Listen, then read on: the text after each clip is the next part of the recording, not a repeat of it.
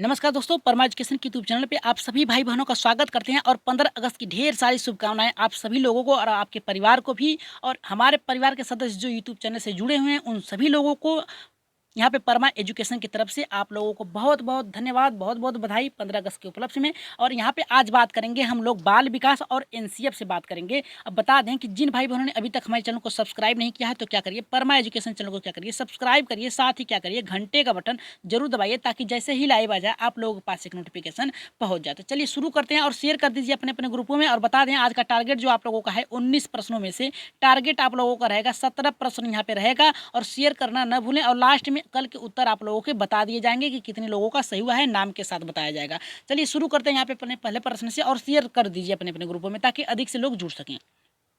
देखिए पहला प्रश्न ये करा है, बच्चे उसी वातावरण में सीख सकते हैं जहाँ पर। बच्चे कहाँ पे सीख सकते हैं, किस वातावरण में सीख सकते हैं, जहाँ पे क्या हो सकता है। देखिए यहाँ जहाँ का मतलब ये है ऑप्शन से है हमारा। देखिए कौन सा ऑप्शन सही होता है, चलिए देख लेते हैं। यहाँ पे देखिए ऑप्शन हमारा कौन सा सही है। देखिए पहला ये करा है कि उनके अनुभवों एवं भावनाओं की उचित स्थान मिले, यानी बालक उस वातावरण में सीख सकता है जहाँ पर उनके अनुभव और भावनाओं को उचित स्थान मिलता है, वहीं पे वो आसानी से सीख लेते हैं। और दूसरा करा कि उन्हें खेलने का मौका मिले या उस वातावरण में ढलने का प्रयास किया जाए जहाँ पे वो अच्छे से खेल सकें, खेलने का मौका मिले, वहाँ पे अच्छे से सीख सकते हैं। और यहाँ पे तीसरा करा है कि उनके मित्र बनाने का मौका मिले, यानी वो अच्छे से अच्छे अपना सहभागी बना सके, अपने मित्र बना सके, अपने दोस्त बना सकें, उस वातावरण में क्या करते हैं बालक सीख सकते हैं। और चौथा करा है कि कड़ा अनुशासन हो तभी बालक उस वातावरण में सीख सकता है। तो राइट आंसर पहले का क्या होगा जल्दी से बताइए। तो राइट आंसर जाएगा यहाँ पे हमारा पहले के साथ जाएगा। और सभी लोगों को बता दें, सभी लोगों को एक बार फिर से 15 अगस्त के उपलक्ष्य पे बहुत बहुत धन्यवाद, बहुत बहुत बधाई। आशा करते हैं आज के दिन तो जो दिन था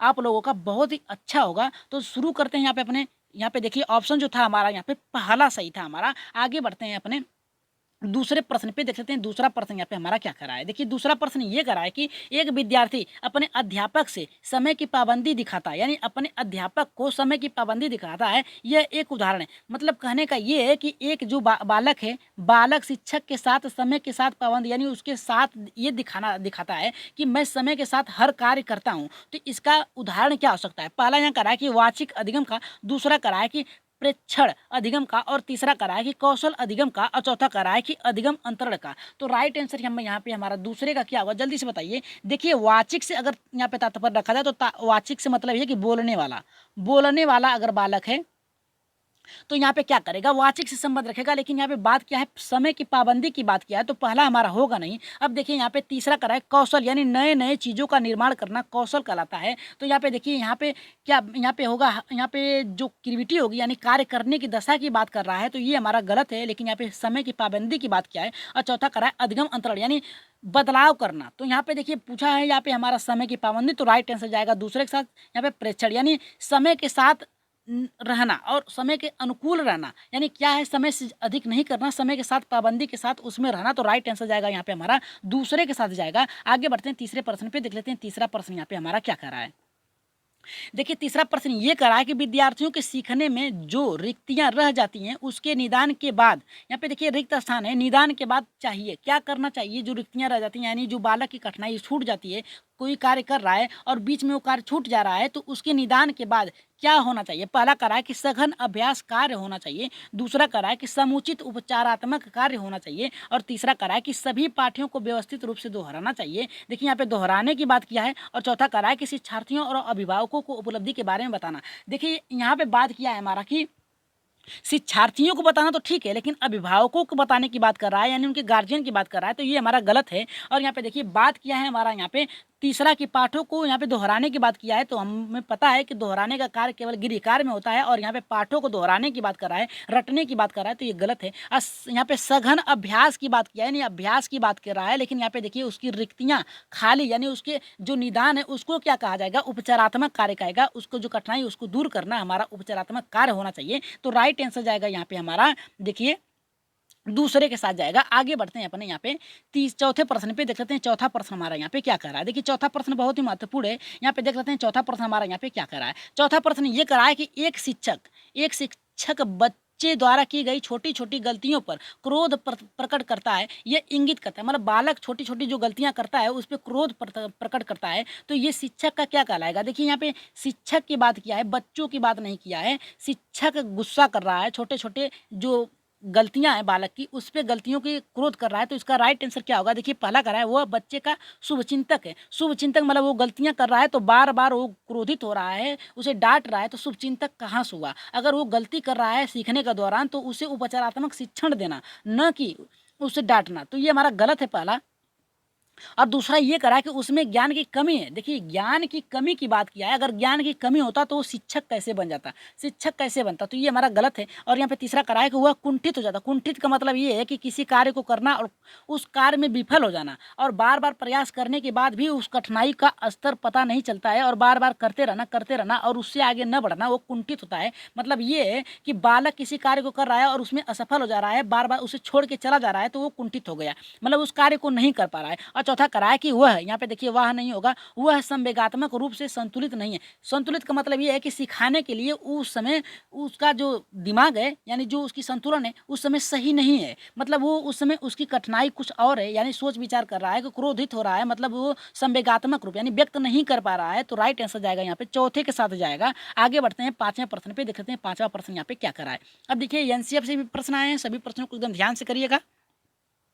एनसीएफ 2005 के संबंध में निम्नलिखित में से कौन सा कथन सही है? यहाँ पे देखिए कथन कौन सा सही की बात किया है। तो पहला करा है कि यह भारत की विद्यालय शिक्षा के संदर्भ में एक संवैधानिक संशोधन। देखिए संवैधानिक संशोधन नहीं है, ये हमारे क्या है शिक्षा नीतियों के अनुरूप ढालने का प्रयास किया गया है। एनसीएफ यानी किस प्रकार से सिखाई जाए शिक्षा नीति है, संवैधानिक नहीं है। तो राइट आंसर हमारा ये नहीं होगा। दूसरा करा है कि यह एनसीईआरटी द्वारा तैयार किया गया दस्तावेज है जो करा कि भारत की विद्यालय शिक्षा के संबंध में संतुष्टियां प्रस्तुत करता है। और यहाँ पे तीसरा करा है यह भारत में गुणात्मक शिक्षा के संदर्भ में यूनेस्को और भारत द्वारा हस्ताक्षरित दस्तावेज है, यानी लिखा गया है हाथों के द्वारा। और चौथा करा है कि इनमें से कोई नहीं। तो राइट आंसर पांचवें का क्या होगा? जल्दी से बताइए कि राइट आंसर पांचवें क्या होगा। देखिए पहला नहीं होगा, संवैधानिक नहीं है, ये शिक्षा के कार्यरत है। संवैधानिक का मतलब यह कि संविधान पेज को अलग करके उसमें एक नया पेज जोड़ देना। संशोधित है नहीं, ये अलग से तैयार किया गया है। संशोधित उसे कहते हैं जो नई शिक्षा नीति है उसमें बदलाव। जो देखिए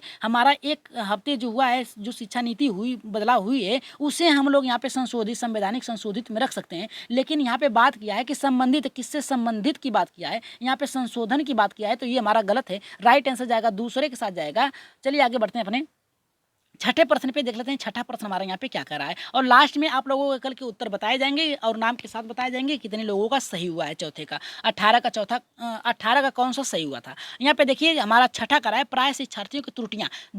जो शिक्षार्थी त्रुटियां करते हैं किस ओर संकेत करती है? पहला, वे कैसे सीखते हैं। दूसरा, विद्यार्थियों का सामाजिक आर्थिक स्तर क्या है। तीसरा, यांत्रिक अभ्यास की आवश्यकता है। चौथा करा है कि सीखने की अनुपस्थिति है। तो राइट आंसर हमारा क्या होगा? छठे का राइट आंसर क्या होगा? यहाँ पे बात किया है कि जो बालक शिक्षार्थी त्रुटि करते हैं सीखने के दौरान, वो किस पे यहाँ पे संकेत करता है। तो देखिए उसकी आर्थिक सामाजिक स्थिति से कुछ नहीं है। बालक विद्यालय में सीख रहा है तो वहाँ पे उसकी आर्थिक स्थिति क्या है, सामाजिक स्थिति क्या है, इससे शिक्षक को कुछ नहीं लेना देना है, ना ही साथ छात्र को लेना देना है। वो परिवार, उसके परिवेश में क्या हो रहा है उससे कुछ नहीं है। यहाँ पे बात क्या है? त्रुटियों की बात किया है, गलतियों की बात किया है। तो यहाँ पे तीसरा करा है यांत्रिक। यांत्रिक का मतलब ये है जो आप नए नए शिक्षण प्रयोग कर रहे हैं उसकी ओर संकेत करता है। और चौथा करा है कि सीखने की अनुपस्थिति, यानी सीखने में आप अनुपस्थिति यानी सीख नहीं रहे हैं, उस विषय को छोड़ के चले जा रहे हैं, ये अनुपस्थिति है। तो ये हमारा गलत है, क्योंकि यहाँ पे बात किया है त्रुटि कर रहा है मतलब वो सीख रहा है। तो यहाँ पे अनुपस्थिति दिया है, तो ये हमारा गलत है। राइट आंसर जाएगा यहाँ पे पहले के साथ वे कैसे सीखते हैं, क्योंकि यहाँ पे देखिए अनुपस्थिति है और यहाँ पे कर रहा है कि त्रुटियां कर रहा है, मतलब वो सीख रहा है तभी तो त्रुटियां कर रहा है, तो अनुपस्थिति तो हो ही नहीं सकता। यांत्रिक का मतलब ये है नए नए उपकरणों का प्रयोग करके अभ्यास करना। तो ये हमारा गलत है, जैसे कैलकुलेट हो गया। यहाँ पे बात किया है त्रुटियों की, अगर कैलकुलेट होता तो तुरंत वो क्या करता, आंसर दे देता। और यहाँ पे देखिए सामाजिक आर्थिक यानी उसके परिवेश कैसा, उसका घरेलू जो आर्थिक स्थिति है वो कैसी, उससे नहीं यहाँ पे बात किया है, शिक्षक से सीखने की बात किया है। तो राइट आंसर जाएगा यहाँ पे हमारा पहले के साथ जाएगा, कैसे वो सीख रहा है तभी तो वो त्रुटियां कर रहा है। अगर अच्छे से सीख नहीं रहा है तो त्रुटियां कर रहा है। चलिए आगे देखते हैं सातवें प्रश्न पे क्या कर रहा है। सातवां प्रश्न ये करा है कि बच्चों के सीखने की प्रक्रिया में प्रगति तब हो सकती है जब हम, यानी जो बालक है कब सीखने की उसकी प्रक्रिया में प्रगति होगी, जब हम क्या करें। पहला यहाँ पे करा है कि उसकी प्रगति की नियमित रूप से जांच करें। और दूसरा करा है कि बच्चों की प्रगति को नियमित रूप से जागने के साथ साथ सुधारात्मक कदम उठाएं। जानने, यहाँ पे देखिए जानने होगा, याद रखिएगा, टाइप करने में गलती हो गई है।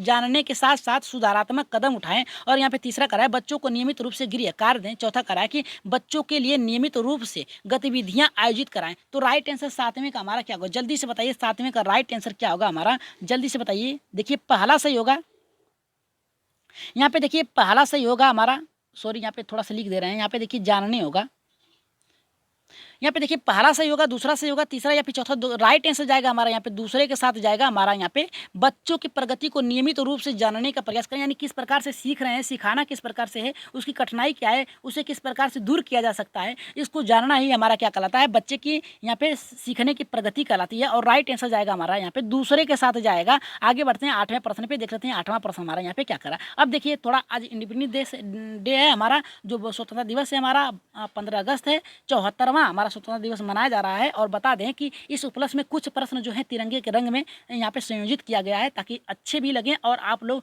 अच्छे से सहयोग करें देश में। और यहाँ पे देखिए आपकी सोच ये होनी चाहिए कि हमारा जो कार्य हो हमारे घर के, समाज के और देश के हित में हो। तो चलिए शुरू करते हैं यहाँ पे पहले प्रश्न से, 8वें प्रश्न से देखते हैं। 8वां प्रश्न हमारे यहाँ पे क्या करा है, कोहलबर्ग के अनुसार शिक्षक बच्चों में नैतिक मूल्यों का विकास कर सकता है। पहला करा है कि नैतिक मुद्दों पर आधारित चर्चाओं में उन्हें शामिल करके। दूसरा करा है कि कैसे व्यवहार किया जाना चाहिए उस पर कठोर निर्देश देके। तीसरा करा है धार्मिक शिक्षा को महत्व देकर। और चौथा करा है कि व्यवहार के स्पष्ट नियम बनाकर। तो राइट आंसर क्या होगा हमारा, 8वें का राइट आंसर क्या होगा, जल्दी से बताइए कि पहला होगा, दूसरा, तीसरा, चौथा, कौन सा राइट आंसर होगा, पहला होगा, दूसरा, तीसरा या फिर चौथा। कोहलबर्ग के अनुसार आप लोगों ने सीखा है कोहलबर्ग का नैतिक सिद्धांत, तो राइट आंसर जाएगा हमारा यहाँ पे पहले के साथ जाएगा। और आप लोगों को कोहलबर्ग और जिन पियाजे कोहलबर्ग और वाइगोस्की, इनका एक चैप्टर मैराथन कराया जाएगा, जिससे आप लोगों की जो कठिनाई है सिलेबस का पूरा हो सके। तो राइट आंसर जाएगा यहाँ पे हमारा पहले के साथ। याद रखिएगा कोहलबर्ग ने नैतिक पे दिया है, जिन पियाजे ने सामाजिक संरचना पे दिया है। और यहाँ पे देखिए जो कोहलबर्ग और वाइगोस्की जो हैं, इन सभी लोगों को एक टॉपिक्स में खत्म किया जाएगा। लेकिन आज की राइट आंसर जो जाएगी यहाँ पे 8वें का पहला जाएगा। आगे बढ़ते हैं अपने 9वें प्रश्न पे, देख लेते हैं 9वां प्रश्न हमारा यहाँ पे क्या कर रहा है। देखिए 9वां प्रश्न ये कर रहा है कि प्राथमिक स्तर पर बच्चों के लिए संगीत कहानी नाटक कला शिल्प खेल आदि जैसे गतिविधियों को संचालन करने से क्या होता है। पहला करा है सप्ताह में एक बार होना चाहिए। दूसरा करा है प्रत्येक विषय के साथ सम्मिलित होना चाहिए। तीसरा करा है कि अलग से संचालित करना चाहिए। और चौथा करा है अतिरिक्त समय में कराना चाहिए। तो राइट आंसर हमारा 9वें का क्या होगा, जल्दी से बताइए राइट आंसर क्या होगा। तो राइट आंसर जो जाएगा हमारा यहाँ पे दूसरे के साथ जाएगा। राइट आंसर होगा हमारा यहाँ पे दूसरा, प्रत्येक विषय के साथ सम्मिलित होना चाहिए। यहाँ पे देखिए जो कहानी संगीत है, कहानी का मतलब बालकों के तर्क के आधार पे आप कहानी सुनाएंगे तो बालक तर्क करेंगे, चिंतन करेंगे, तो उनकी सोचने समझने की जो शक्तियाँ हैं वो विकसित हो जाएगी। और वो क्या करेंगे, अपनी समझ का प्रयोग करेंगे। खेल खेल में बालक की शारीरिक और मानसिक स्थितियाँ दोनों मजबूत होती है। और शिल्प कला क्या होता है, अपने ज्ञान का प्रयोग करके नए नए चित्रों का निर्माण करेंगे। तो यहाँ पे सीधे सीधे उसकी बौद्धिक क्षमता से यहाँ पे रखा गया है प्रश्न। तो राइट आंसर जाएगा यहाँ पे दूसरे के साथ जाएगा। चलिए आगे बढ़ते हैं अपने 10वें प्रश्न पे, देख लेते हैं 10वां प्रश्न यहाँ पे हमारा क्या कर रहा है। देखिए 10वां प्रश्न ये कर रहा है हमारा कि निम्नलिखित में से कौन सा सूक्ष्म गति कौशल का उदाहरण है। पहला चढ़ना, दूसरा फुदकना, तीसरा दौड़ना, चौथा कर रहा है कि लिखना। तो राइट आंसर 10वें का हमारा क्या होगा। 10वें का देखिए यहाँ पे पूछा है सूक्ष्म गति, यानी सूक्ष्म माने छोटा, गति के माने चलना। ठीक है, कौन सा एकदम धीमी गति से चलता है। ठीक है, यहाँ पे राइट आंसर क्या होगा, कौशल की बात किया है, कौन सा कौशल जो है एकदम धीमी गति से चलता है। तो राइट आंसर क्या होगा हमारा, पहला होगा, दूसरा होगा, तीसरा होगा या फिर चौथा। देखिए राइट आंसर जाएगा हमारा यहाँ पे चौथे के साथ जाएगा। आप जब चढ़ते हैं तब भी आप जल्दी से चढ़ने का प्रयास करेंगे। फुदकना मतलब कुछ कार्य करना, और दौड़ते हैं तो आपकी स्पीड बढ़ जाती है, तो आपकी यहाँ पे सूक्ष्म गति नहीं होगी। लिखना आप धीरे धीरे लिख सकते हैं, जैसे लिख सकते हैं, आपके ऊपर है। पेपर भी होता है तब भी आप क्या करते हैं, आप अपने अनुसार अगर लिखने का मन नहीं करता है, प्रश्न छोड़ने का मन करता है, तो आप तुरंत प्रश्न को छोड़ देते हैं। तो यहाँ पे देखिए राइट आंसर जाएगा यहाँ पे हमारा लिखने के साथ जाएगा। चलिए आगे बढ़ते हैं 11वें प्रश्न पे, देख लेते हैं 11वां प्रश्न हमारा यहाँ पे क्या कर रहा है।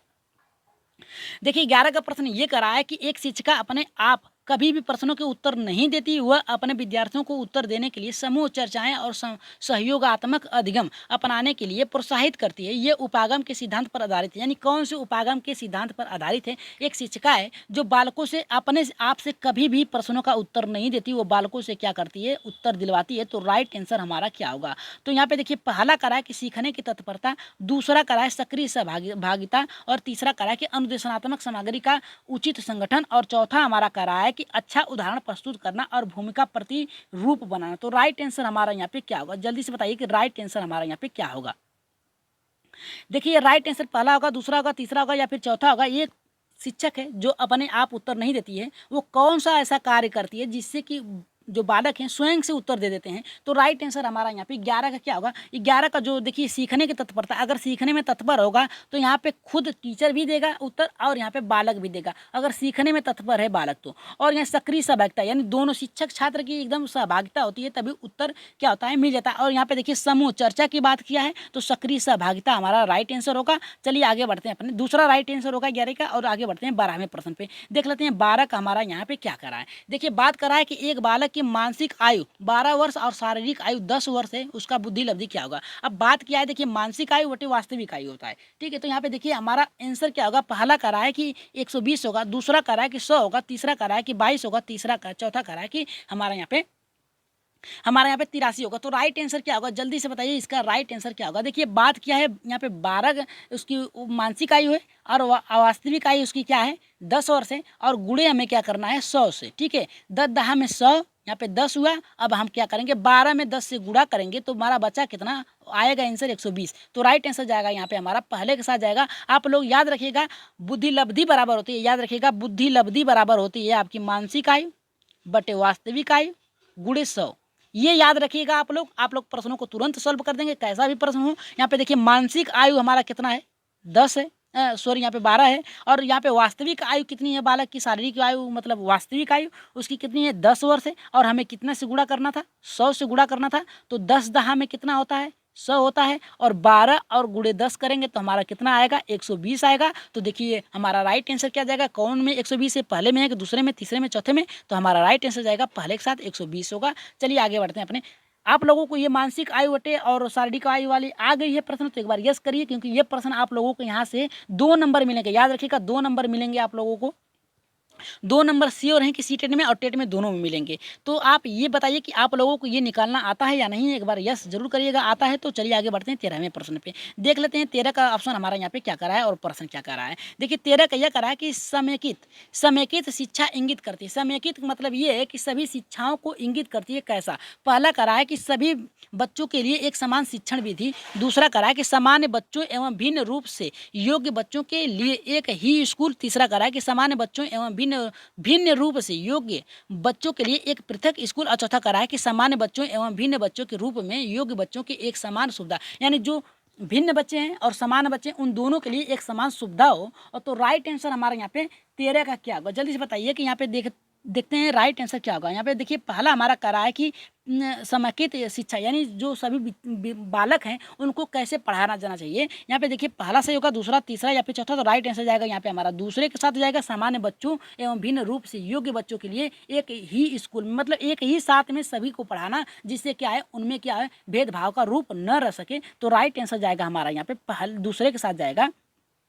आगे बढ़ते हैं 14 प्रश्न पे, देख लेते हैं 14 का हमारा यहाँ पे ऑप्शन और प्रश्न क्या करा है। देखिए 14 का ऑप्शन ये करा कि एक शिक्षक विद्यार्थियों में सामाजिक मूल्यों को विकसित कर सकता है। एक शिक्षक जो है सामाजिक मूल्यों को विकसित कर सकता है विद्यार्थियों में। पहला यहाँ पे करा है कि अनुशासन की अनुभूति को विकसित कर, और यहाँ पे दूसरा करा है आदर्श रूप से बर्ताव कर, तीसरा करा है महान व्यक्तियों के बारे में बोलकर, चौथा करा है कि उन्हें अच्छी कहानियाँ सुनाकर। तो राइट आंसर क्या होगा हमारा, जल्दी से बताइए 14 का राइट आंसर क्या होगा। देखिए यहाँ पे बात किया है शिक्षक छात्र की सहभागिता की बात किया है, सहभागिता की बात किया है। जब तक उनमें मेल जोल नहीं होगा, एक पूर्ण रूप से आपस में सहमति नहीं होगी, तब तक क्या होगा बालक और शिक्षक आपस में संप्रेषण नहीं कर पाएंगे। तो इसमें क्या होता है बालक अच्छे से सीख नहीं पाएगा। अगर संप्रेषण अच्छे से होगा तो क्या होगा बालक अच्छे अच्छे कार्यों को सीख सकता है, अच्छे अच्छे मूल्यों को सीख सकता है, अच्छे अच्छे बर्ताव सीख सकता है। तो राइट आंसर यहाँ पे क्या होगा, पहला होगा, दूसरा होगा, तीसरा होगा या फिर चौथा होगा। देखिए राइट आंसर जो जाएगा यहाँ पे हमारा दूसरे के साथ जाएगा, आदर्श रूप से बर्ताव करके।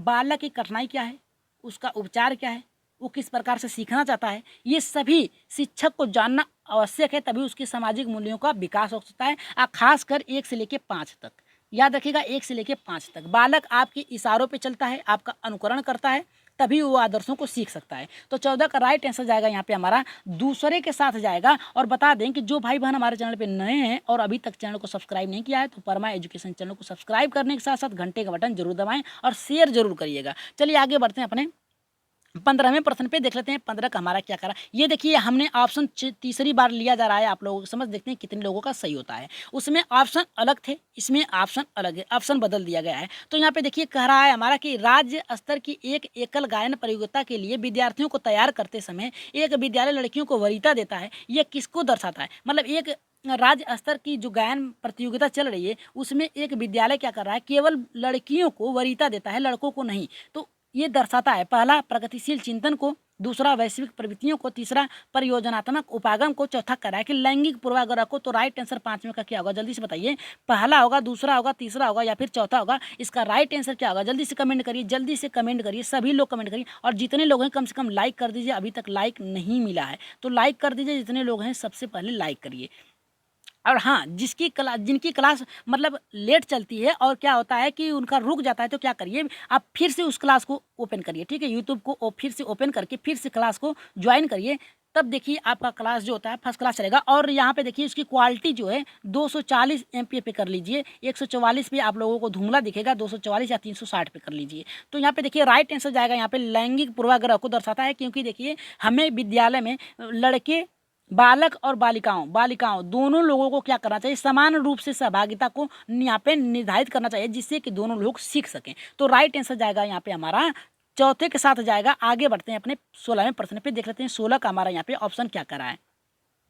16 का प्रश्न ये करा है कि निम्नलिखित में से कौन सा विकास का सिद्धांत है। देखिए विकास का सिद्धांत कौन सा है। पहला यहाँ पे करा है कि यह निरंतर चलने वाली प्रक्रिया नहीं है। यहाँ पे देखिए नहीं की बात कर दिया है, निगेटिव की बात कर दिया है, तो हमारा 16 का देखिए पहला गलत हो गया। विकास निरंतर चलने वाली प्रक्रिया है। और यहाँ पे देखिए कह रहा है दूसरा कि विकास की सभी यहाँ पे प्रक्रियाएं अंतर संबंध नहीं है। देखिए सभी प्रक्रियाएं अंतःक्रम नहीं है, देखिए ये भी गलत है।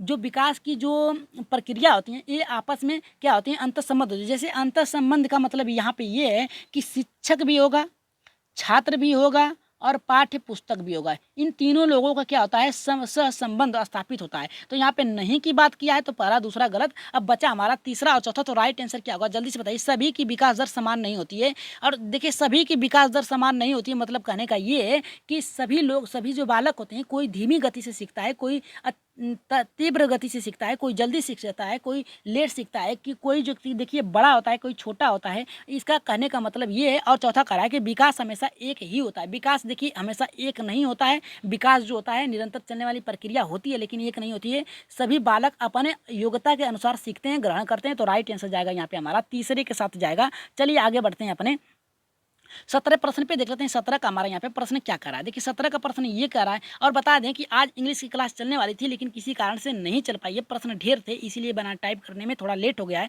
तो कल सुबह जरूर इंग्लिश की मटेरियल जो है 1-2 प्रश्न और हैं बच गए हैं, उसे लिख टाइप कर लिया जाएगा। फिर इसके बाद कल सुबह इंग्लिश की क्लास चलाई जाएगी। तो छाया वर्मा जी आपसे यही कहेंगे कि कल आपकी इंग्लिश की क्लास चलाई जाएगी। यहाँ पे देखिए 17 का ये कह रहा है कि यदि विद्यार्थी पाठ में रुचि न लेते प्रतीक हो तो शिक्षक को चाहिए, मतलब ये जो अगर बालक हैं पाठ में रुचि नहीं ले रहे हैं तो शिक्षक को क्या करना चाहिए। देखिए पहला करा है कि शिक्षण विधि बदल देनी चाहिए, दूसरा करा है दृश्य श्रव्य सामग्री को प्रयोग में लाकर पाठ को रुचिकर बनाना चाहिए, और तीसरा करा है कि कक्षा से चले जाना चाहिए, चौथा करा है कि कक्षा में कोई अन्य कार्य प्रारंभ करें, मतलब कोई अलग कार्य प्रारंभ कर दें जिससे कि बालक का जो मस्तिष्क है, मतलब दिमाग है, मतलब जो उसकी सोच है वो बदल जाए। तो यहाँ पे देखिए राइट आंसर 17वें का हमारा क्या होगा, पहला होगा, दूसरा होगा, तीसरा होगा या फिर चौथा होगा। देखिए 17 का जो राइट आंसर जाएगा हमारा यहाँ पे पहले के साथ जाएगा, शिक्षण विधि, यानी आपके पढ़ाने का तरीका जो है गलत होगा। आप क्या करिए सॉरी, पढ़ाने का तरीका थोड़ा सा बदल दीजिए। बाल शिक्षा के अधिगम अंतरण के अनुसार पढ़ाना शुरू कर दीजिए। बाल केंद्रित शिक्षा के अनुरूप पढ़ाइए कि बालक किस प्रकार सीखना चाहता है। पहले तो आप क्या करिए, यहाँ पे विधि बदलने से क्या होता है, आप पहले बालक को ये सोचिए कि बालक सबसे ज़्यादा रुचि किस में ले रहा है, किस तरीके से सीखने में रुचि ले रहा है, खेल के माध्यम से या फिर नई नई चीज़ों को करने के माध्यम से, या फिर आप जिस तरह से पढ़ाते हैं उसमें रुचि नहीं ले रहा है। आपको आपके पढ़ाने की शैली को बदलना चाहिए। तो राइट आंसर देखिए जाएगा हमारा यहाँ पे पहले के साथ जाएगा, दृश्य श्रव्य सामग्री यहाँ पे पाठ को रुचिकर बनाकर। देखिए दृश्य श्रव्य सामग्री से बेहतर है हमारा शिक्षण विधियाँ। शिक्षण विधि बदल देंगे तो उसमें क्या होगा, आपका दृश्य श्रव्य सामग्री भी आ जाएगा। कक्षा से चले जाने में क्या होता है, आप क्या करते हैं, पढ़ाने की योग्य नहीं है, कक्षा में कोई कार्य प्रारंभ कर देना, यानी आप उनका जो मोटिव है उसे बदल देना। तो राइट आंसर यहाँ पे हमारा जो 17 का जाएगा पहले के साथ जाएगा। आगे बढ़ते हैं अपने 18वें प्रश्न पे फिर इसके बाद एक प्रश्न और है, आगे भी प्रश्न है। व्यवहार का कार्य करना पक्ष है। यहाँ पे देखिए व्यवहार का करना पक्ष है, किसके पक्ष के अंतर्गत आता है? जो व्यवहार आप प्रकट करते हैं वो किस पक्ष के अंतर्गत आता है? सीखने के गति के क्षेत्र में, दूसरा करा है सीखने के भावात्मक क्षेत्र में, तीसरा करा है सीखने के मनोवैज्ञानिक क्षेत्र में, चौथा करा है कि सीखने के संज्ञानात्मक क्षेत्र में। तो इसका राइट आंसर 18 का क्या होगा? जल्दी से बताइए कि राइट आंसर क्या होगा। यहाँ पे बात देखिए, यहाँ पे बात किया है व्यवहार में। व्यवहार में क्या होता है? परिवर्तन होता है। किसके द्वारा परिवर्तन होता है? सीखने के द्वारा परिवर्तन होता है ना। भावात्मक, अगर आप सीखे हैं तो भाव भी उत्पन्न हो जाएगा, ये भावात्मक हमारा गलत होगा। मनोवैज्ञानिक, अगर आपको कुछ आता नहीं तो मनोवैज्ञानिक प्रयोग नहीं कर पाएंगे। मनोवैज्ञानिक से मतलब ये है आप तर्क करेंगे। तो जब तक आप कोई कार्य सीखेंगे नहीं तब तक तर्क नहीं कर पाएंगे। जब तक आपके पास समस्या नहीं होगी तब तक आप यहाँ पे तर्क नहीं कर सकते। और संज्ञानात्मक मतलब सीखने से है, तो आपकी देखिए सीखने की गति का क्षेत्र, तो राइट आंसर जाएगा यहाँ पे पहले के साथ जाएगा, न हमारा चौथा होगा, न हमारा यहाँ पे तीसरा होगा, न हमारा दूसरा होगा। राइट आंसर जाएगा यहाँ पे हमारा पहले के साथ जाएगा। सीखने की गति के क्षेत्र में क्या होता है? ये व्यवहार का करना जो होता है आपका प्रकट करता है। चलिए आगे बढ़ते हैं 19 प्रश्न पे। इसका आंसर आप ही लोग देंगे, याद रखिएगा, इसका उत्तर आप लोग देंगे। तो यहाँ पे देखिए बच्चे के विकास के संदर्भों सिद्धांतों को समझना शिक्षक की सहायता करता है। देखिए जो बच्चे का विकास है उसके सिद्धांतों को समझना ये शिक्षक के लिए सहायता किस प्रकार से होता है? पहला करा है कि शिक्षार्थियों की अधिगम शैलियों को प्रभावी रूप से संबोधित करने में, और दूसरा करा है कि शिक्षार्थियों के सामाजिक स्तर को पहचानने में, तीसरा करा है शिक्षार्थियों की आर्थिक पृष्ठभूमि को पहचानने में, और चौथा करा है शिक्षार्थियों को क्यों पढ़ना चाहिए और औचित्य स्थापित करने में। तो इसका देखिए राइट आंसर क्या होगा? पहला होगा, दूसरा होगा, तीसरा होगा या फिर चौथा होगा? देखिए 19 का राइट आंसर आप ही लोग देंगे कि इसका आंसर क्या होगा, पहला होगा या फिर दूसरा या फिर तीसरा। कौन से ऑप्शन पे जा रहे हैं? 19 का आंसर आप लोगों को कमेंट बॉक्स में देना है और कल इसके उत्तर आप लोगों को बताए जाएंगे। चलिए देख लेते हैं कल के उत्तर कितने लोगों का सही हुआ है। यहाँ पे देखिए, यहाँ पे दिलीप कुमार जी ने कहा है जिनकी क्लास नहीं चलती है 240 यहाँ पे पीयर पे कर लें, जिससे क्या आती है क्लास आपकी रुकेगी नहीं, कि क्लियरिटी आपको दिखाई भी देगा। छाया वर्मा जी का देखिए यहाँ पे 18 का 4 आया है, यानी हस्तपरक शिक्षा देनी चाहिए। और यहाँ पे 6 से 7 क्वेश्चन किसके गलत हो गए हैं भाई? यहाँ पे देखिए अंकिता कुमारी जी का यहाँ पे देखिए गलत हो गया। 6 से 7 प्रश्न आप ध्यान से पढ़िए प्रश्नों को, क्या कह रहा है, तब आपका प्रश्न क्या है गलत नहीं होगा। इस समय गलत कर लीजिए चलेगा, लेकिन पेपर में एकदम भी गलत मत करिए। एक एक आपका जो उत्तर है, आपका जो नंबर है, बहुत ही उपयोगिता रखता है। दिलीप कुमार जी का भी यहाँ पे देखिए चौथा आया है, यहाँ पे देखिए इनका दूसरा आया है, तो ये हमारा गलत होगा। जबकि दिलीप जी कुमार जी बता दें कि आपका जो 18 का उत्तर था चौथा था। और देखिए यहाँ पे राइट आंसर आपका शायद आ भी गया है कि चौथा होगा हस्तपरक शिक्षा। अब आगे बढ़ते हैं पूजा यादव जी का, देखिए इनका भी आ गया है कि हस्तपरक गतिविधि की जो शिक्षा होती है उसे बालकों में देनी चाहिए, चौथा इनका भी राइट आया है। और अंकिता कुमारी जी का आया है 15 का, देखिए यहाँ पे इनका दूसरा आया है। और 18 का अंकिता वर्मा जी का यहाँ पे आया है कि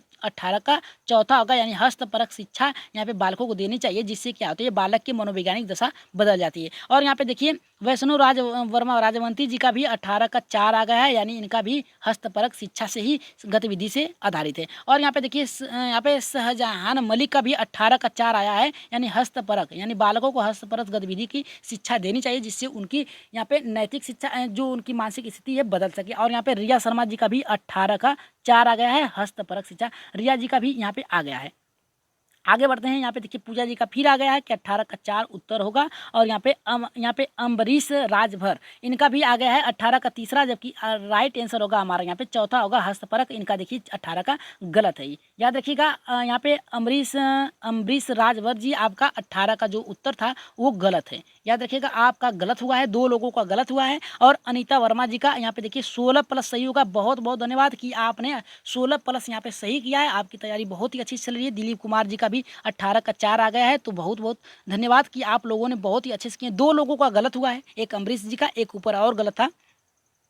अब देखिए यहाँ पे अनीता वर्मा जी का भी 16 राइट हुआ है, इनका भी सही हुआ है यहाँ पे। तो बता दें कि आपको भी बहुत बहुत धन्यवाद, क्योंकि आप देखिए बहुत ही अच्छे से मेहनत कर रहे हैं, आप लोगों का सही हो रहा है। छाया वर्मा जी का देखिए पहले का यहाँ पे देखिए इनका अभी से आ रहा है, पहले का 4 आया, जबकि ये क्लास 18वां का प्रश्न चल रहा था। और यहाँ पे देखिए यहाँ पे दिलीप कुमार जी का भी 14 सही है। आपका स्तर गिरता चला जा रहा है दिलीप कुमार जी, आपका स्तर जो है गिरता चला जा रहा है। मतलब आप जो आपकी जो लय थी, चलने की गति थी, यानी आपका जो सही होने का क्रम था, जैसे ही प्रश्न के स्तर बढ़ाए गए हैं तो आपका उत्तर गलत होता जा रहा है। तो आप थोड़ा और प्रयास करिए, आपका उत्तर गलत होता जा रहा है, क्योंकि आप लोग बहुत ही अच्छे से तैयारी करते थे और अच्छे से आप लोगों का उत्तर आता था। तो आप 14 केवल प्रश्न सही मत करिए, 18 में से 14 कर रहे हैं, 16 का टारगेट रखा गया था। तो अपना स्तर बढ़ाइए, क्योंकि अगर स्तर आप लोगों का नहीं बढ़ रहा है तो हमें प्रश्न को जो स्तर है उसको कम करना पड़ेगा, कमजोर करना पड़ेगा, यानी सरल प्रश्न रखने पड़ेंगे। तो आप लोग बताइए, प्रश्न का जो स्तर है वो सरल रखा जाए या फिर अधिक इसी तरह से चला जाए। अब देखिए पूजा जी का भी यहाँ पे देखिए लगभग इनका 17 सही हुआ है। और यहाँ पे देखिए वैष्णव वर्मा राजवंती जी का यहाँ पे ये कह रही हैं कि आज मेरा सर 16 सही। देखिए इनका भी आपसे ज़्यादा आ रहा है, इनका भी 16 आ गया। आपको सोचना चाहिए कि आपका उत्तर कैसे गलत हो रहा है इतना।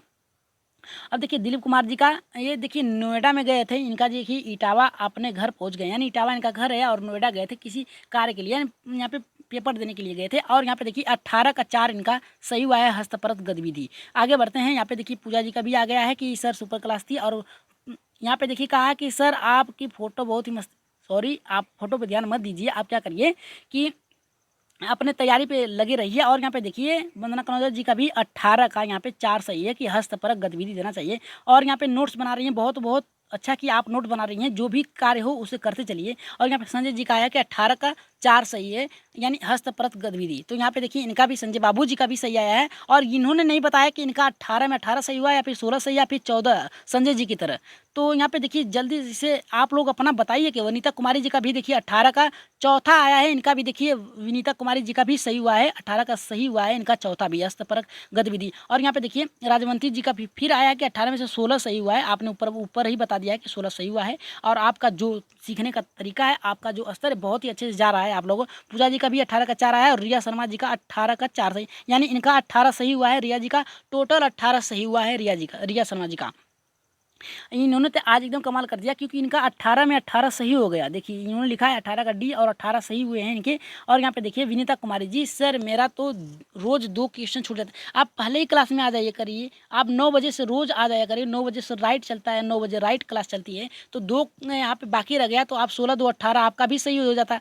यहाँ पे वैष्णव राजवंती जी का भी यहाँ पे देखिए आया है कि 18 का 4 सही है। और यहाँ पे देखिए फिर आया, आज की क्लास बहुत ही अच्छी थी, धन्यवाद। आप लोगों के स्तर के अनुसार ही बनाया जाता है। और यहाँ पे देखिए इन्होंने कुछ कहा है, टेक केयर और नाइस क्लास, बहुत बहुत धन्यवाद। और यहाँ पे अम्बरीश राजभर जी का भी यहाँ पे देखिए आ गया है, 18 का सी इन्होंने बताया, जबकि 18 का यहाँ पे हमारा 4 सही होगा। यहाँ पे हस्तपरक गतिविधि होनी चाहिए, बालक खुद से सीखेगा तो उसका मनोबल ऊंचा होगा, उसकी जो सोचने समझने की जो शक्ति है विकसित होगी। तो आपका ये गलत है, सी नहीं होगा, यहाँ पे डी होगा। आगे बढ़ते हैं, यहाँ पे ऋतिक जी का भी आ गया है, 18 का 4 आया है, यानी इनका भी सही है। आगे बढ़ते हैं, सरिता जी का भी यहाँ पे आ गया है कि 18 का 4 सही है, तो राइट आंसर भी 18 का 4 होगा।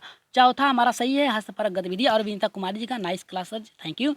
आप लोगों के स्तर के अनुसार ही बनाया जाता है। देखिए इनका भी आ गया है, गुलशन जी का भी आ गया है कि 18 का 4। और यहाँ पे इनका देखिए आया है कि nice class sir, please give me PDF तो मिल जाता है आप लोगों को, व्हाट्सएप ग्रुप में ही मिल जाता है। और बता दें कि व्हाट्सएप ग्रुप का नंबर एक बार फिर दे रहे हैं आप लोगों को, 82, एक बार लिख लीजिए व्हाट्सएप ग्रुप, जिन लोग नहीं जुड़ पाए हैं यहाँ पे कॉल कर दीजिएगा, यहाँ पे मैसेज कर दीजिएगा, आप लोगों को जोड़ दिया जाएगा। 82 99 52 49 41, यही व्हाट्सअप नंबर है। व्हाट्सअप नंबर पे आप लोग क्या करिए, जुड़ जाइए, ठीक है। और टेलीग्राम चैनल से भी जुड़ जाइए। जो लोग टेलीग्राम चैनल से नहीं जुड़े हैं, परमा एजुकेशन चैनल को सर्च करिए, टेलीग्राम चैनल में आप लोगों को मिल जाएगा। और सब्सक्राइब करना ना भूलें, जितने लोग भी हैं सभी लोग सब्सक्राइब करने के साथ साथ क्या करिए, शेयर कर दीजिए। और बता दें कि आज 15 अगस्त है और आज के दिन ही हमें स्वतंत्रता मिली थी। और यहाँ पे बता दें कि 74वां आप लोगों का स्वतंत्रता यहाँ पे इंडिपेंडेंस डे मनाया जा रहा है। और परमा एजुकेशन की तरफ से आप लोगों को बहुत बहुत धन्यवाद, बधाई भी। और अच्छे से कार्य करते रहिए। और आशा करते हैं कि आज की क्लास जो थी बहुत ही अच्छी थी और आप लोगों के स्तर के अनुसार थी। अगर स्तर कम करना है तो बता दीजिए कि इसी स्तर से स्पीड से चला जाए, या फिर स्तर जो है प्रश्नों का थोड़ा कम कर दिया जाए, ताकि आप लोगों का प्रश्न गलत ना हो। और आज की क्लास की राय और 19 का प्रश्न का उत्तर क्या होगा, जरूर क्लास में यहाँ पे कमेंट बताइएगा। 19 का राइट आंसर क्या होगा। तो आज के लिए इतना ही, धन्यवाद। और सब्सक्राइब करना ना भूलें और शेयर जरूर करें, आज की क्लास को शेयर ज़्यादा से ज़्यादा कर दीजिए और सब्सक्राइब जरूर करिएगा। आज के लिए इतना ही, धन्यवाद, गुड नाइट।